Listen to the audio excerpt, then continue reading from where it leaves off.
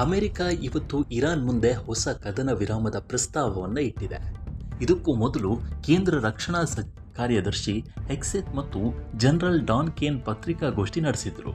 ಈ ಸಂದರ್ಭದಲ್ಲಿ ಅಮೆರಿಕದ ಪತ್ರಕರ್ತ ಮತ್ತು ನ್ಯೂಸ್ ಮ್ಯಾಕ್ಸ್ ವರದಿಗಾರ ಹೆಕ್ಸೆತ್ಗೆ ಟ್ರಂಪ್ ಇರಾನ್ಗೆ ಶರಣಾಗಿದ್ದಾರೆ ಎಂದು ಹೇಳಿದರು.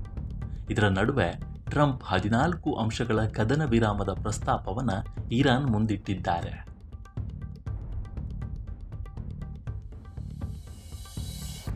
ಅಮೆರಿಕದ ಅಧ್ಯಕ್ಷ ಟ್ರಂಪ್ ಇರಾನ್ ಅನ್ನ ಮಂಡಿಯೂರುವಂತೆ ಮಾಡಿರುವುದಾಗಿ ಹೇಳಿಕೊಳ್ಳುತ್ತಿದ್ದರೂ ಅವರು ಒಪ್ಪಂದಕ್ಕಾಗಿ ಇರಾನ್ಗೆ ಹೊಸ ಪ್ರಸ್ತಾಪಗಳನ್ನು ಕಳಿಸ್ತಾ ಇದ್ದಾರೆ. ಅಮೆರಿಕ ಇರಾನ್ಗೆ ಮತ್ತೊಂದು ಪ್ರಸ್ತಾಪವನ್ನು ಕಳುಹಿಸಿದೆ. ಇದರಲ್ಲಿ ಯುದ್ಧವನ್ನು ಕೊನೆಗೊಳಿಸಲು ಮತ್ತು ಹಾರ್ಮುಜ್ ಜಲಸಂಧಿಯನ್ನು ತೆರೆಯಲು ಷರತ್ತುಗಳು ಸೇರಿವೆ. ಈ ಪ್ರಸ್ತಾಪಕ್ಕೆ ಪ್ರತಿಕ್ರಿಯಿಸಲು ಅಮೆರಿಕ ಇರಾನ್ಗೆ 48 ಗಂಟೆಗಳ ಕಾಲಾವಕಾಶವನ್ನು ನೀಡಿದೆ. ಶಾಂತಿ ಮಾತುಕತೆ ಆರಂಭ ಆದಾಗಿನಿಂದ ಇರಾನ್ ತನ್ನ ಷರತ್ತುಗಳಿಂದ ಹಿಂದೆ ಸರಿದಿಲ್ಲ.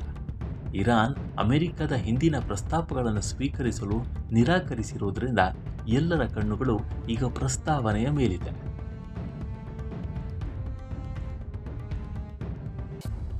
ಮಧ್ಯಪ್ರಾಚ್ಯದಲ್ಲಿನ ಉದ್ವಿಗ್ನತೆಯ ನಡುವೆ ಈ ಪ್ರದೇಶದಲ್ಲಿ ಯುದ್ಧವನ್ನು ಕೊನೆಗೊಳಿಸಲು ಅಮೆರಿಕದ 14 ಅಂಶಗಳ ಪ್ರಸ್ತಾವನೆಯನ್ನು ಪರಿಶೀಲಿಸುತ್ತಿರುವುದಾಗಿ ಇರಾನ್ ಹೇಳಿದೆ.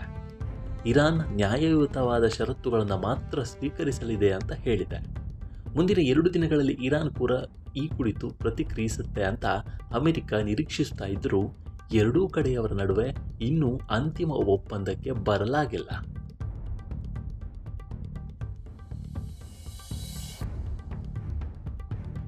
ಫೆಬ್ರವರಿ 28ರಂದು ಯುದ್ಧ ಪ್ರಾರಂಭವಾದ ನಂತರ 2 ದೇಶಗಳ ನಡುವೆ ನಡೆಯುತ್ತಿರುವ ಮಾತುಕತೆಗಳು ಇದೀಗ ಒಂದು ಹಂತಕ್ಕೆ ಬರುವಂತೆ ಕಾಣ್ತಾ ಇದೆ.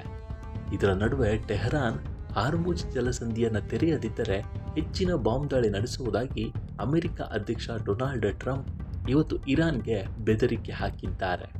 ಟ್ರೂತ್ ಸೋಷಿಯಲ್ ಮೀಡಿಯಾ ಪೋಸ್ಟ್ ಮೂಲಕ ಅವರು ಈ ವಿಚಾರವನ್ನು ಹೇಳಿದ್ದಾರೆ. ಇರಾನ್ ಒಪ್ಪಂದವನ್ನು ಒಪ್ಪಿಕೊಳ್ಳುವುದನ್ನು ಅವಲಂಬಿಸಿ ಈ ಯುದ್ಧವು ಶೀಘ್ರದಲ್ಲೇ ಕೊನೆಗೊಳ್ಳಲಿದೆ ಇಲ್ಲವೇ ಎಂಬುದು ನಿರ್ಧಾರವಾಗುತ್ತೆ ಅಂತ ಬರೆದುಕೊಂಡಿದ್ದಾರೆ. ಅವರು ಒಪ್ಪದಿದ್ದರೆ ಬಾಂಬ್ ದಾಳಿ ಪ್ರಾರಂಭವಾಗುತ್ತೆ ಅಂತಲೂ ಟ್ರಂಪ್ ಈ ಬಗ್ಗೆ ಬರೆದಿದ್ದಾರೆ.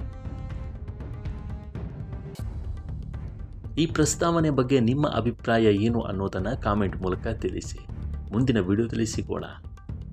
ಈ ವಿಡಿಯೋ ಇಷ್ಟವಾಗಿದ್ದರೆ ಲೈಕ್ ಮಾಡಿ, ಶೇರ್ ಮಾಡಿ ಮತ್ತು ನಮ್ಮ ಚಾನಲನ್ನು ಮರೆಯದೆ ಸಬ್ಸ್ಕ್ರೈಬ್ ಮಾಡಿ. ಧನ್ಯವಾದಗಳು.